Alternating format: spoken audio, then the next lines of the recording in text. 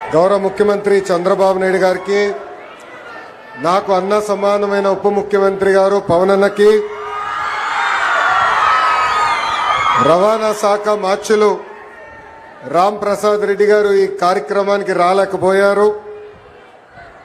వేదికమైన శాసన సభ్యులకి, member of పార్లమెంట్లందరికీ పేరు పేరున నా హృదయపూర్వక నమస్కారాలు. భూమి కంటే ఎక్కువ భారం మోసేది మహిళ. ఏ రంగం తీసుకున్నా కూడా మహిళలు నంబర్ 1. ఆవకాయ పట్టాలన్నా మీరే, అంతరిక్షానికి వెళ్లాలన్నా కూడా మీరే. తెలుగుదేశం పార్టీ ఆవిర్భావం నుంచి మహిళలకు అనేక రంగాల్లో ప్రాధాన్యత ఇస్తూ వచ్చాం. విశ్వవిఖ్యాత నట సార్వభౌమ స్వర్గశ్రీ నందమూరి తారక రామారావు గారు మహిళలకి ఆస్తుల్లో సమాన హక్కు కల్పించారు. స్థానిక సంస్థ ఎన్నికల్లో మహిళలకు ఆనాడు 9% రిజర్వేషన్ ఇచ్చారు. మహిళల కోసం ప్రత్యేకంగా ఒక విశ్వవిద్యాలయం కూడా ఏర్పాటు చేసింది అన్న ఎన్టీఆర్. మహిళల్ని అన్ని రంగాల్లో ప్రోత్సహించింది మన నాయకుడు చంద్రబాబు నాయుడు గారు. డ్వాక్రా గ్రూపులు ఏర్పాటు చేసిన దగ్గర నుంచి మహిళలకు ఆర్థిక స్వాతంత్రం ఇచ్చారు. విద్య, ఉద్యోగాలు, రాజకీయాల్లో మహిళలకి 33% రిజర్వేషన్ ఇచ్చారు. ఏకంగా మహిళల పేరుతోనే ఇళ్ల పట్టాలు కూడా అందించారు. అంతేకాదు, ఏకంగా ప్రతిభా భారతి గారిని అసెంబ్లీకి తొలి స్పీకర్, మహిళా స్పీకర్ కూడా చేసింది చంద్రబాబు నాయుడు గారు. మనం తిరుగుతున్న ఆర్టీసీ బస్సుల్లో కూడా మహిళల్ని కండక్టర్గా నియమించింది కూడా చంద్రబాబు నాయుడు గారే. స్త్రీ శక్తికి ఎదురులేడు. నేను విద్యాశాఖ మంత్రి అయిన తర్వాత షైనింగ్ స్టార్స్ అనే కార్యక్రమం పెట్టా. ఆ కార్యక్రమంలో 10th క్లాస్, 11th క్లాస్లో, 12th క్లాస్లో బాగా చదువుకున్న పిల్లల్ని తీసుకొచ్చి సన్మానం చేస్తా. ఆ కార్యక్రమంలో నేను చూసా, ఎక్కడి మహిళలే వచ్చారు, ఆడపిల్లలే వచ్చారు. 85% మంది ఆడపిల్లలే. అసలు అక్కడ మగవాళ్ళు ఎక్కడున్నారా అని ఎతుక్కునే పరిస్థితి. ప్రతిపక్షంలో నేనున్నప్పుడు మంగళగిరిలో స్త్రీ శక్తి పేరుతో అనేక సంక్షేమ కార్యక్రమాలు చేశా. దాంట్లో ప్రత్యేకంగా మహిళలకు కుట్టు మెషిన్లు, బ్యూటీషియన్ కోర్సుతో పాటు వాళ్ళకు కావాల్సిన పనిముట్లు కూడా ఆనాడు అందజేశాం. సుమారుగా 3600 మంది మహిళలకి కుట్టు మెషిన్ ఇష్టమే కాదు, ట్రైనింగే కాదు, దాంతోపాటు మార్కెట్ లింకేజ్ కూడా చేశాం. జూట్ బ్యాగులు, క్లాత్ బ్యాగులు కానివ్వండి, స్కూల్ యూనిఫామ్, ఇలా అనేక ఐటమ్లు తయారు చేసి ఈరోజు మహిళలు వాళ్ళ సొంత కాలు మీద నిలబడే పరిస్థితి. మహిళలకి అవకాశాలు ఇస్తే అద్భుతాలే మీరు సృష్టిస్తారు. దానికి ఉదాహరణ మా ఇల్లు. 1992లో ఆర్థికంగా సొంత కాలుపై నిలబడాలని ఆనాడు గౌరవ ముఖ్యమంత్రి చంద్రబాబు నాయుడు గారు హెరిటేజ్ అనే సంస్థ ప్రారంభించారు. కరెక్ట్గా 2 సంవత్సరాల తర్వాత మీ దయ వల్ల ఆయన ఫైనాన్స్, రెవెన్యూ మంత్రి అయ్యారు. ఇప్పుడు కంపెనీ ఎవరో చూడాలని అమ్మకి చెప్పారు, కంపెనీకి ఒకసారి వెళ్ళి నువ్వు చూసుకోవాలని. మా అమ్మ ఎప్పుడు కంపెనీకి వెళ్ళా, కంపెనీ ఎలా రివ్యూ చేయాలో తెలియదు. ఆయన బలవంతం చేశారు. కారు వేసుకుని కంపెనీ దగ్గరికి వెళ్ళేది, ఆఫీస్ దగ్గరికి, పైకి కూడా వెళ్ళేది కాదు. కింద నుంచే ఫోన్ చేసి పెద్దానికి నేను పైకి వెళ్ళలేను, నేను ఇక్కడ ఏం జరుగుతుందో నాకు తెలియదు అన్నారు. అలాంటిది ఈరోజు మా తల్లిని చూడండి, 5,000 కోట్ల విలువైన కంపెనీ ఆమె స్వయంగా నడిపిస్తుంది. అంతేకాదు, అన్న ఎన్టీఆర్ పేరుతో ఎన్టీఆర్ ట్రస్ట్ అని ఆనాడు బాబు గారు స్థాపిస్తే ఈరోజు అద్భుతంగా మా తల్లి ముందలు తీసుకెళ్తుంది. తలసీమియా పేషెంట్స్ కి ప్రత్యేకంగా గౌరవ ఉప ముఖ్యమంత్రి పవన్ అన్న ఆనాడు 50 లక్షల రూపాయలు కూడా మనకి అందజేస్తాం జరిగింది.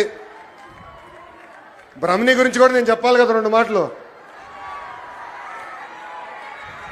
స్టాన్ఫర్డ్ లో చదివింది, తిరిగి వచ్చి కంపెనీలో ఇప్పుడు ఆమె పనిచేస్తుంది. ఏకంగా నా క్రెడిట్ కార్డు బిల్లు కూడా బ్రహ్మణియే కట్టే పరిస్థితికి వచ్చింది. నేను ఈరోజు హాయిగా ఇక్కడ తిరిగి మీకోసం సేవ చేయగలుగుతున్నానంటే దానికి కారణం బ్రహ్మని మొత్తం మా ఇల్లు చూస్తుందని మహిళలందరికీ నేను తెలియజేస్తున్నా.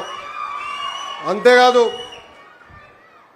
మా అమ్మమ్మ పేరుతో బసవ తారకం క్యాన్సర్ హాస్పిటల్ ఉంది హైదరాబాద్లో. ఇప్పుడు ప్రత్యేకంగా అమరావతిలో కూడా ప్రారంభిస్తున్నారు. అక్కడ మా డైరెక్టర్గా నిరుపేద కుటుంబాలకి అహర్నిశలు సహాయం కూడా చేస్తుంది.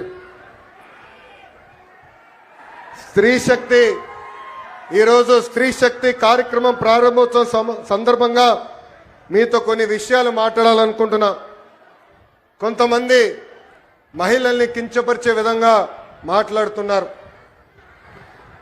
మహిళలు ఎంత బాధపడతారో నేను స్వయంగా నా ఇంట్లో నేను చూశాను. ఆనాడు శాసనసభ సాక్షిగా మా తల్లిని అవమానిస్తే మా తల్లికి 3 నెలలు పట్టింది కోలుకునేదానికి.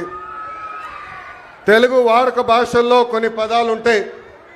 చీర కట్టుకున్నావా, గాజులు తొడుక్కున్నావా, అమ్మాయిలాగా వేడవద్దని కొన్ని పదాలు వాడతారు. అవి ఎప్పుడిన్నా నాకు చాలా బాధ కలుగుతుంది. అలాంటి పదాలకి మనం ఫుల్ స్టాప్ పెట్టాలని ఈ సభాముఖంగా ఆంధ్ర రాష్ట్ర ప్రజలు నేను కోరుతున్నా. అలాంటి మాటలు ఎవరన్నా మాట్లాడితే మాట్లాడదని చెప్పండి. ఎక్కువ తక్కువ మాటలు చెప్పండి. అన్న లోకేష్ చెప్పాడు తోలు తీస్తాడని. ఈ సందర్భంగా గౌరవ ముఖ్యమంత్రి గారిని ఉప ముఖ్యమంత్రి గారిని ఒక విషయం కోరాలనుకుంటున్నా. సినిమాల్లో వెబ్ సిరీస్లో మహిళల్ని కించపరిచే విధంగా డైలాగ్స్ వస్తే అవి తీసే వరకు ఆ సినిమాలు వెబ్ సిరీస్ రిలీజ్ అవ్వకూడదని ఒక ప్రత్యేక చట్టం తీసుకురావాలని ఈ సభాముఖంగా పెద్దల్ని నేను కోరుతున్నా. మహిళా భద్రత గురించి అందరూ మాట్లాడతారు. అనేక చట్టాలు తీసుకురావాలంటారు. కానీ మహిళలకి భద్రత ఉండాలంటే మహిళల్ని గౌరవించాలనేది మన ఇంటి నుంచే మొదలవ్వాలని నేను బలంగా నమ్ముతాను. అందుకే నేను విద్యాశాఖ మంత్రి అయినప్పుడు ప్రత్యేకంగా first class second class text books తెప్పించా. దాంట్లో ఫోటోలు చూసా. ఇంటి పనులు చేస్తున్న ఫోటోలన్నీ మహిళల ఫోటోలు ఉన్నాయి. ఏకంగా అది నేను మార్చాను. ఇప్పుడు 50% ఫోటోలు మగవాళ్ళు ఇంటి పనులు చేసే ఫోటోలున్నాయి, 50% ఫోటోలు ఆడవాళ్ళు ఇంటి పనులు చేసే ఫోటోలున్నాయి. అంటే మార్పు అనేది ఇంటి నుంచే మొదలవ్వాలని బలంగా నమ్మే వ్యక్తి మీ లోకేష్. ఇంకా మెగా పేరెంట్ టీచర్ మీటింగ్లో ప్రత్యేకంగా పిల్లలతో తల్లికి వందనం కూడా మన ప్రభుత్వం చేపించింది. ఇప్పుడు స్త్రీ శక్తి పథకం ద్వారా ఉచితంగా బస్ ప్రయాణం కూడా మన ప్రభుత్వం ప్రారంభిస్తుంది. ఈ పథకం మహిళలకు మరింత శక్తి సమకూరుస్తుంది. చదువుకునేదానికి ఉద్యోగాల కోసం కానివ్వండి, ఈ స్త్రీ శక్తి పథకం ద్వారా మీకు భారం తగ్గిస్తుంది. ఈరోజు బస్సు ప్రయాణంలో మా అక్క చెల్లెలు పెద్దమ్మ చిన్నమ్మలతో మాట్లాడా. వాళ్ళందరితో మాట్లాడినప్పుడు నాకు అర్థమైంది, కనీసం నెలకి 1500 రూపాయల భారం మీకు తగ్గుతుందని. 2019లో సంపూర్ణ మద్యపాన నిషేధం చేస్తానని ఒక రాక్షసుడు అన్నాడు. ఏకంగా అమ్ముతున్న మద్యం ఆరోగ్యానికి హానికరం అని అధికారులు అనేక సార్లు చెప్పినా ఏకంగా ధనదాహం కోసం విషం కంటే ప్రమాదమైన మద్యం అమ్మి ఏకంగా తాలిబొడు తెంపాడు ఆ రాక్షసుడు. మహిళల్ని ఏకంగా అగౌరవపరిచారు. నేను చూశాను, పాదయాత్రలో మహిళల్ని కలిశాను. మీరు పడుతున్న కష్టాలు చూసిన తర్వాతనే గౌరవ ముఖ్యమంత్రి గారిని చంద్రబాబు నాయుడు గారిని, గౌరవ ఉప ముఖ్యమంత్రి గారు పవన్ అన్న గారికి కలిసి మనం బాబు సూపర్ 6 మేనిఫెస్టో కూడా రూపొందిస్తాం జరిగింది. సొంత చెల్లితో రాఖీ కట్టించుకోలేని అన్న మహిళలు సంక్షేమం గురించి మాట్లాడుతున్నారు. సొంత తల్లిపై కేసు గెలిస్తే వాళ్ళు సంబరాలు ఈరోజు చేసుకుంటే చాలా బాధ కలుగుతుంది. అందుకే వాళ్ళందరూ ఒకటే చెప్తున్నా, ముందల మీ ఇంట్లో ఉన్న అక్క చెల్లెలు పెద్దమ్మ చిన్నమ్మ అదేవిధంగా తల్లికి న్యాయం చేసిన తర్వాతనే మా గురించి మాట్లాడాలని హెచ్చరిస్తున్నా. చివరిగా ఒక విషయం చెప్పాలనుకున్నా. ప్రభుత్వ కొనసాగింపు అనేది చాలా చాలా అవసరం. 2019లో రాష్ట్రం దారి తప్పింది. దానివల్ల అందరం అనేక ఇబ్బందులు ఎదుర్కొన్నాం. కనీసం మాట్లాడడానికి స్వేచ్ఛ ఉండేది కాదు. ఆనాడు ముఖ్యమంత్రిగా పనిచేసిన వ్యక్తి ఇట్లా వచ్చి ప్రజల్ని కలిసే పరిస్థితి కూడా ఉండేది కాదు. యువకులు చాలా నష్టపోయారు. మన రాష్ట్రంలో ఉన్న పరిశ్రమల్ని పక్క రాష్ట్రానికి తరిమేసే పరిస్థితి. కానీ ఇప్పుడు ఆంధ్ర రాష్ట్రంలో డబుల్ ఇంజన్ సర్కార్ ఉంది. కేంద్రంలో గౌరవ ప్రధానమంత్రి నరేంద్ర మోడీ గారి నాయకత్వం, రాష్ట్రంలో చంద్రబాబు నాయుడు గారి నాయకత్వంతో ఈ రోజు రాష్ట్రం ముందరికెళ్తుంది. అందుకే ఇది మనందరం గుర్తుపెట్టుకోవాలి. మా ప్రభుత్వం కొనసాగింపు అనేది చాలా చాలా అవసరం అని ఈ సభాముఖం మీ అందరు తెలుపుకుంటూ, చివరిగా మొన్న పహల్గాం దాడిలో, ఉగ్రవాద దాడిలో మనం భారతీయులను కోల్పోయాం. గతంలో ఇలాంటి సంఘటన జరిగితే మనం కన్నీరు పెట్టుకుని ఇతర దేశాలకు వెళ్ళే వాళ్ళం. కానీ దానికి ఫుల్ స్టాప్ పెట్టారు. అది ఎవరది? మన మిసైల్ గౌరవ ప్రధానమంత్రి నరేంద్ర మోడీ గారు ఆపరేషన్ సింధూర్ ద్వారా తగిన గుణపాఠం చెప్పారు. ఉగ్రవాదుల తర్వాత దాడి చేశారు. ఏకంగా పాకిస్తాన్ ఆర్మీ కూడా దాడి చేసింది.